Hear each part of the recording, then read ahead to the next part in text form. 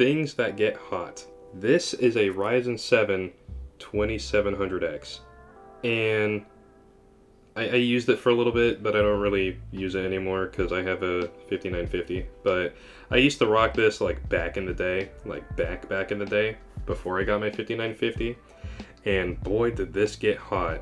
Like, this got so damn hot. It's insane. This is a 8-core 16-thread processor, and the fact that it gets that hot is insane. Like, I'm talking about 85, 90 Celsius with a water block. That also gets hot too. This especially, like, this gets really damn hot. Like, oh my god. I still love it to death though. This is like my favorite GPU. But we're not here to talk about computer hardware. No, we're here to talk about something much more important. I have a receiver. You know, one for, like, you know, surround sounds. And it's passively cooled.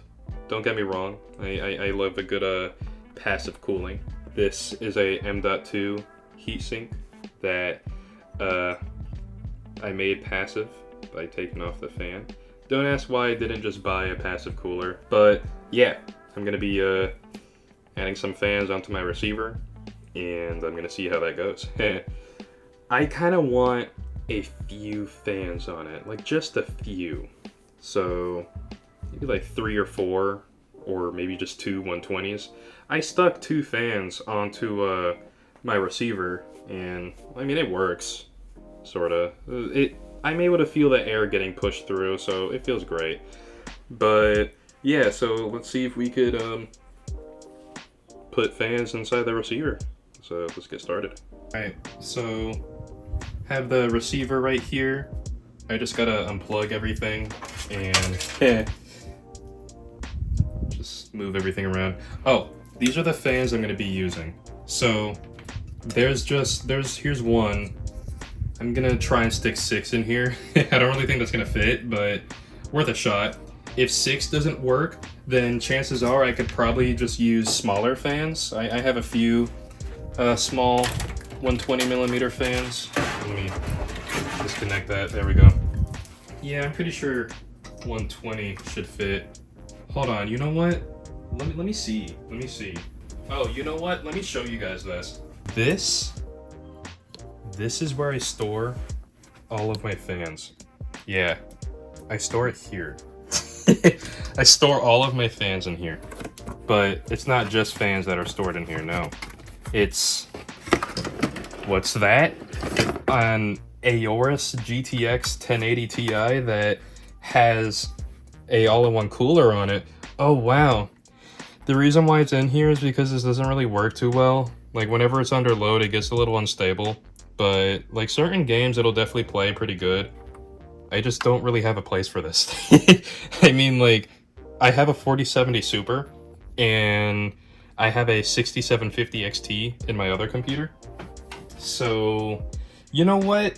I kind of want to see if that beats the 6750 XT.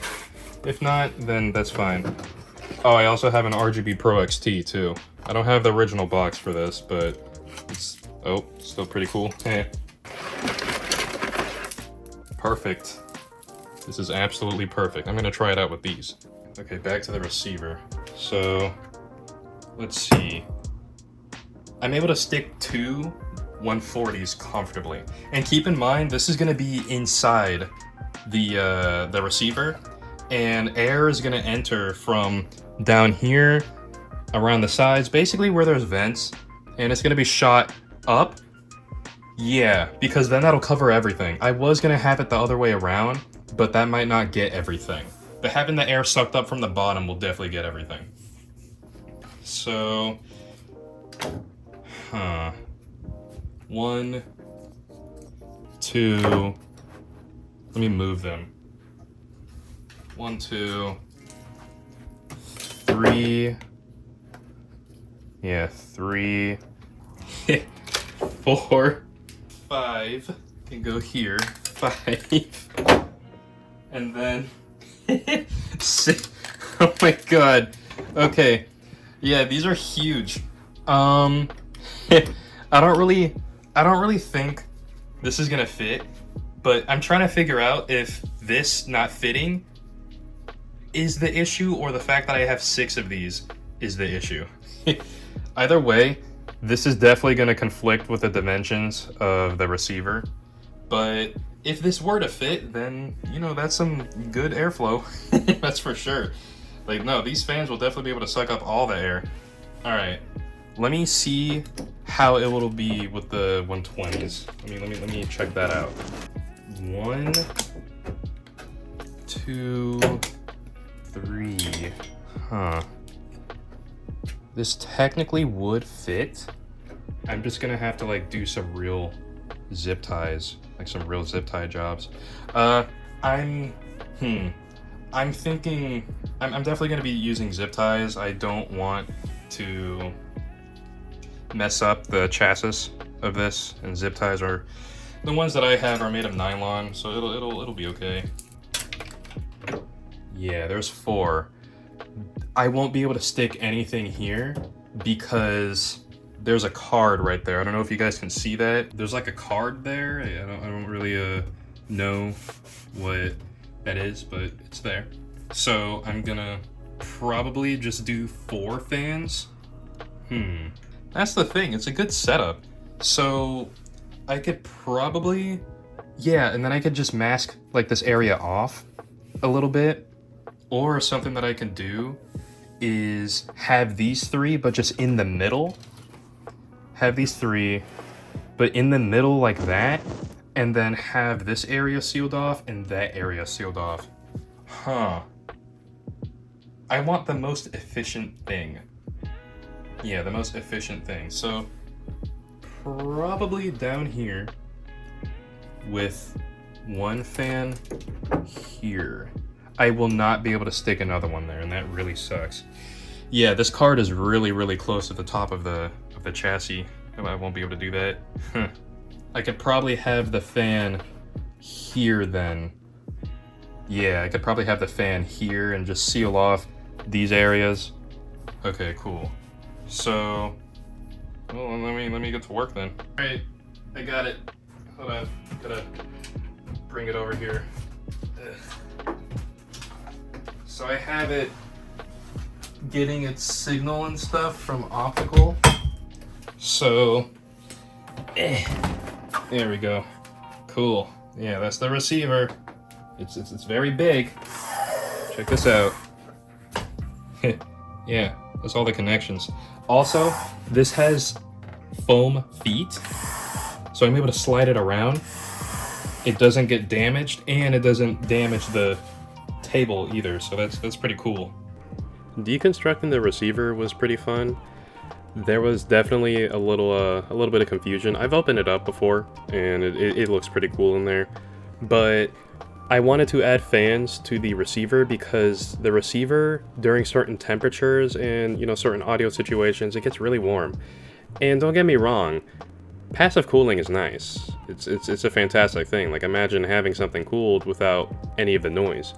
But the issue is if the ambient temperature around the passively cooled device is warm, then the device itself is going to be warm. So I went ahead and just wanted to stick some fans on there. I decided to go with double stick tape and nylon cable ties. So that was the best course of action here. That way I didn't have to screw into the chassis, because I'm trying to preserve it as much as possible. And it came out pretty good. I had to move the fans a couple of times because they were conflicting with some of the chassis dimensions. But I stuck 3 fans into the chassis, and I made them all exhaust. Then I plugged up a lot of the ventilation up top, and I plugged up the ventilation on the side too. So the air is forced from the bottom. There's a bunch of ventilation on the bottom, so there's plenty of space for the air to run up through and pick it up. I was going to add a dust filter, but the ventilation dimensions under this receiver are it's just atrocious. Like it just looks there's no way you'll be able to add filters onto all of those. I'll just do some spring cleaning on my receiver every now and then, but it works. Like, it's not that loud, I honestly don't really mind the sounds of fans. I love the way the fans sound, but it has its own noise. I have it connected to the CPU fan header on my motherboard, and I have a special curve for it to where it's not too loud, because these fans really don't need to spin very fast to move a lot of air. Like, it already moves a ton of air with just these three in there.